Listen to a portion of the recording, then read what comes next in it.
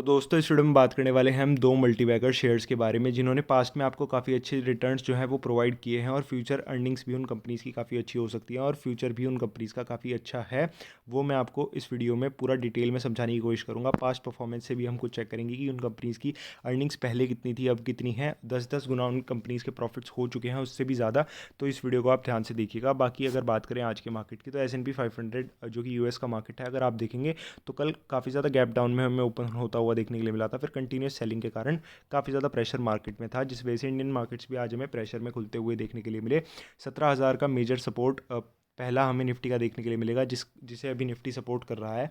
Next major support जहां से अभी सपोर्ट लेकर निफ्टी आपको पुल बैक होता हुआ देखने के लिए मिलता है, वो है 15,800 और 16,000 के बीच। तो ये दोनों मेजर सपोर्ट्स अभी काम में हमें देखने के लिए मिलेंगे निफ्टी के।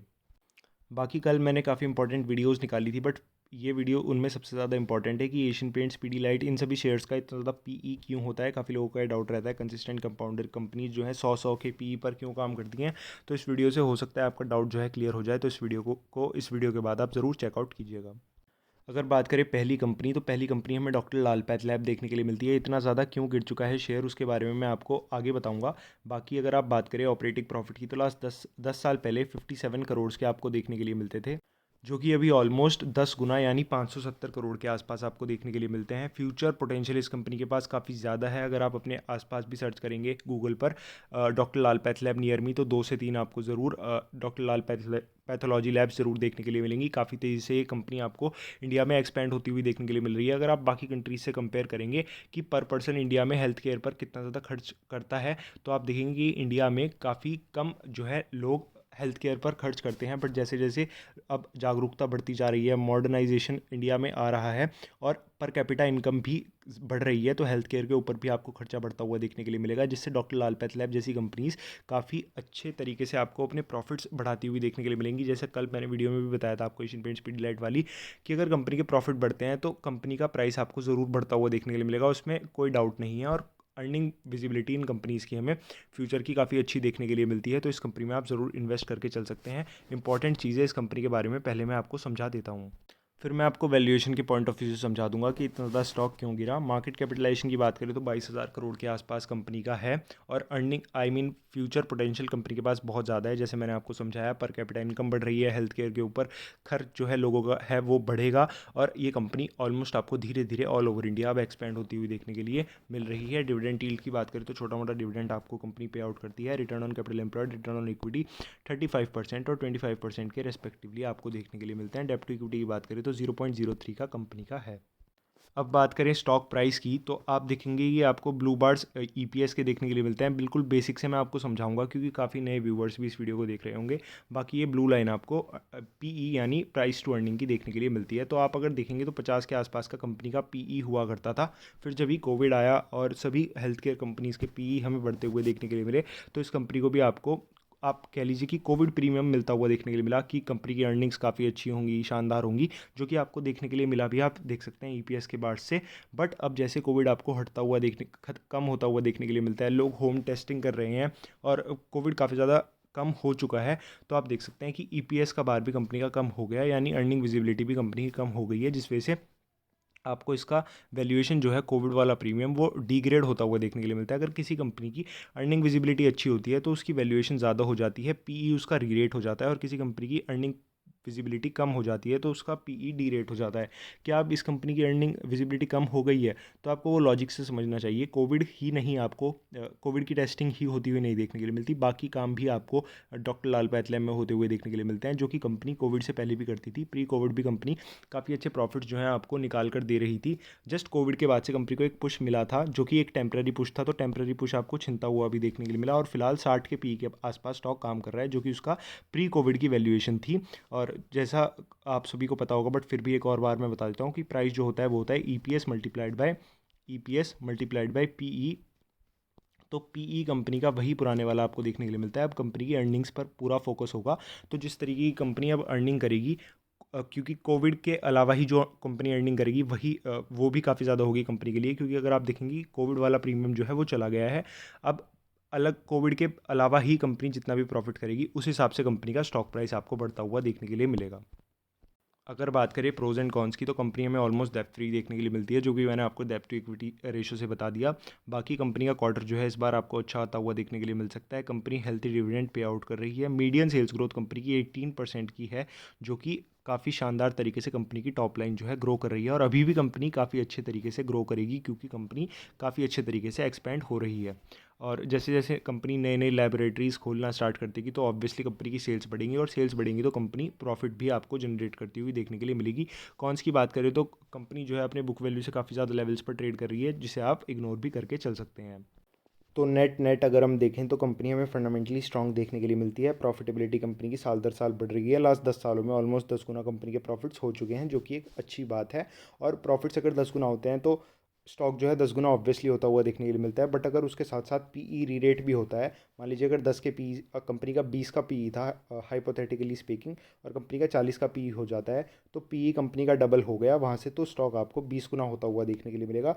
तो पीई री रेट प्लस कंपनी की अर्निंग्स 10 गुना होना काफ़ी अच्छी बात है। अगर ये कंपनी 10 साल पहले मार्केट्स में लिस्ट हुई होती तो काफ़ी अच्छे रिटर्न्स अभी तक प्रोवाइड कर दिए होते। हालांकि फ्यूचर में भी ये कंपनी काफ़ी अच्छे रिटर्न्स प्रोवाइड कर सकती है। बात करें अगर शेयर होल्डिंग पैटर्न की, तो सभी की आपको ऑलमोस्ट ऑलमोस्ट अनचेंज देखने के लिए मिलती है। थोड़ा बहुत डीआईए ने स्टेक सेल किया है, जो कि पब्लिक के पास है।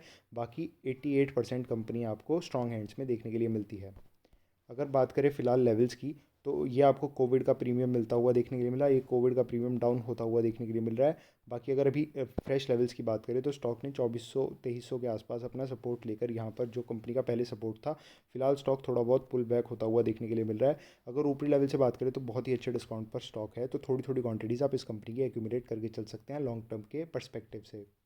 अब अगर नेक्स्ट कंपनी की बात करें तो ये बिल्कुल आप ध्यान से समझने की कोशिश कीजिएगा। कंपनी है दीपक नाइट्रेट। अगर आप देखेंगे क्वार्टर ऑन क्वार्टर बेसिस का है, मैंने चार्ट खोला हुआ है, तो कंपनी के आपको रेवेन्यू काफ़ी अच्छे परसेंटेज से बढ़ते हुए यहाँ पर देखने के लिए मिलेंगे, कांस्टेंट बढ़ते हुए देखने के लिए मिलेंगे। कोई भी यहाँ पर रेवेन्यू में आपको कंपनी की खराबी देखने के लिए नहीं मिलेगी। और अगर बात करें प्रॉफिट की, तो प्रॉफिट कंपनी के थोड़े से श्रिंक हो रहे हैं। जैसे आप सभी को पता है, क्रूड ऑयल प्राइसेस की वजह से हर एक केमिकल कंपनी के आपको मार्जिन्स पर प्रेशर आता हुआ देखने के लिए मिल रहा है। बट अगर आप देखेंगे लास्ट दिसंबर क्वार्टर से भी कंपेयर करेंगे, तो भी कंपनी के आपको प्रॉफिट्स बढ़ते हुए देखने के लिए मिल रहे हैं वाई एन वाई बेसिस पर। और इतना ज़्यादा भी आपको मार्जिन का इशू नहीं देखने के लिए मिल रहा है। जैसे अल्काइल माइंस से भी मैंने कंपेयर करके दिखाया था, अल्काइल माइंस का क्वार्टर ऑन क्वार्टर बेसिस पर ज़्यादा ही आपको प्रॉफिट्स और ईपीएस घटते हुए देखने के लिए मिल रहे थे। बट अगर आप देखेंगे तो इस कंपनी के इतने ज़्यादा मार्जिन्स पर प्रेशर नहीं है, और रिवेन्यू कंपनी के आपको रैपिडली बढ़ते हुए देखने के लिए मिल रहे हैं, काफ़ी अच्छे परसेंटेज से बढ़ते हुए देखने के लिए मिल रहे हैं। और अभी आगे मैं आपको वैल्यूएशन के पॉइंट ऑफ व्यू से भी कुछ समझाऊंगा। उससे पहले अगर हम देखें तो चाइना चेन डिस्ट्रप्शन के बाद से कंपनी बहुत ही अच्छा परफॉर्म कर रही है, और जो है अर्निंग्स स्टॉक के प्राइस को सपोर्ट कर रही हैं, जिस वजह से वैल्यूएशन इस कंपनी की काफ़ी अच्छी है। 5 साल में अगर इस कंपनी ने 20-25-30 गुना रिटर्न्स भी दिए हैं, तो वो हमें जस्टिफाइड देखने के लिए मिलते हैं। अब वैल्यूएशन के बारे में बात करते हैं। अगर आप देखेंगे तो प्री कोविड स्टॉक की जो वैल्यूएशन थी वो 81 के आसपास आपको देखने के लिए मिलती थी, और तभी कंपनी की अर्निंग्स भी कुछ इतनी ज़्यादा खास नहीं थी अगर फिलहाल से कंपेयर करें। फिर आप देखेंगे कि एक्सपोनेंशियल ग्रोथ कंपनी की होती है, और बहुत ज़्यादा ईपीएस में आपको बढ़त देखने के लिए मिलती है। कंपनी की फिर वैल्यूएशन है जो वो आपको ड्रैग डाउन आती हुई देखने के लिए मिलती है। अगर करंट वैल्यूएशन की बात करें तो 30-40 के बीच आपको वैल्यूएशन देखने के लिए मिल रही थी। फिर स्टॉक गिरता हुआ देखने के लिए मिला, मार्केट्स गिरते हुए देखने के लिए मिले। फिर ओवरऑल आपको एफआईआई की सेलिंग एक्सेट्रा एक्सेट्रा बहुत सी चीज़ें होती हुई देखने के लिए मिली। तो फिलहाल स्टॉक आपको काफ़ी अच्छी वैल्यूएशन पर काम करता हुआ देखने के लिए मिल रहा है। अगर बात करें ईपीएस ग्रोथ की, तो कंपनी अर्निंग आपको शानदार तरीके से करती हुई देखने के लिए मिल रही है। 70% से ज़्यादा मार्केट शेयर कंपनी का सोडियम नाइट्राइट में आपको देखने के लिए मिलता है। तो ये हुई वैल्यूएशन की बात। अगर बात करें प्राइस जो होता है, जैसे मैंने आप सभी को काफ़ी बार बताया है, ईपीएस मल्टीप्लाइड बाय पीई, तो अगर बात करें उस लिहाज से, तो ईपीएस कंपनी का ऑलमोस्ट आपको 90 के आसपास देखने के लिए मिलता है। 80 सॉरी, क्योंकि लेफ्ट साइड में आपके ईपीएस होते हैं और राइट साइड में पीई। तो 80 के आसपास कंपनी का अभी ईपीएस है। और अगर कंपनी का पीई आपको नॉर्मली 30 के आसपास दोबारा जाता हुआ देखने के लिए मिलता है, तो आपको 2400 तक स्टॉक्स आराम से जाता हुआ देखने के लिए मिलेगा। और अगर नेक्स्ट क्वार्टर में कंपनी के प्रॉफिट्स अच्छे आते हैं, तो कंपनी का ईपीएस अपने आप बढ़ेगा, और ईपीएस बढ़ेगा तो सेम वैल्यूएशन भी रहेगी, तो कंपनी का प्राइस जो है आपको ऊपर जाता हुआ देखने के लिए मिलेगा। और वैसे भी लॉन्ग टर्म के हिसाब से कंपनी की वैल्यूएशन फ़िलहाल काफ़ी कम है। अगर आप मीडियन से बात करें और अर्निंग्स देखेंगे आप, तो आपको क्वार्टर ऑन क्वार्टर बेसिस पर काफ़ी अच्छे से बढ़ती हुई देखने के लिए मिल रही है। मार्जिन्स पर इतना ज़्यादा कोई प्रभाव नहीं पड़ रहा कंपनी के, और रिवेन्यूज़ काफ़ी अच्छे परसेंटेज से बढ़ रहे हैं। स्टॉक प्राइस सीएजीआर की बात करें तो लास्ट 10 सालों में 66% के शानदार CAGR रिटर्न्स कंपनी ने आपको प्रोवाइड किए हैं लास्ट 3 सालों में 105% के। रिटर्न ऑन इक्विटी की बात करें तो लास्ट 5 सालों में कंपनी का 30% का हेल्थी रहा है। और कंपाउंडेड प्रॉफिट ग्रोथ की बात करें तो लास्ट 5 सालों में 65% का कंपनी का है और सेल्स ग्रोथ 26% का। अब बात करें स्टॉक प्राइस की तो 2000 का कंपनी का मेजर सपोर्ट आपको देखने के लिए मिलेगा। बाकी अगर बात करें करंट लेवल की तो ऊपरी लेवल से स्टॉक काफ़ी अच्छी गिरावट पर है। तो थोड़ी थोड़ी क्वांटिटीज़ अगर आपके पास बिल्कुल भी नहीं है, आप एक्यूमुलेट कर सकते हैं। और अगर पहले से ही ये स्टॉक आपके पोर्टफोलियो में है तो बस आप इस कंपनी को होल्ड कर सकते हैं अगर ठीक ठाक आपका एवरेज है तो। बाकी 2000 के आसपास अगर स्टॉक दोबारा आता है तो आप थोड़ी बहुत क्वांटिटीज़ और खरीदने के बारे में सोच सकते हैं। तो गाइस कैसा लगा आपको वीडियो, आप मुझे कमेंट से बता सकते हैं। चैनल पर अगर पहली बार आए हैं तो चैनल को सब्सक्राइब करके वीडियो को लाइक कर सकते हैं। थैंक यू गाइस, मिलते हैं नेक्स्ट वीडियो में।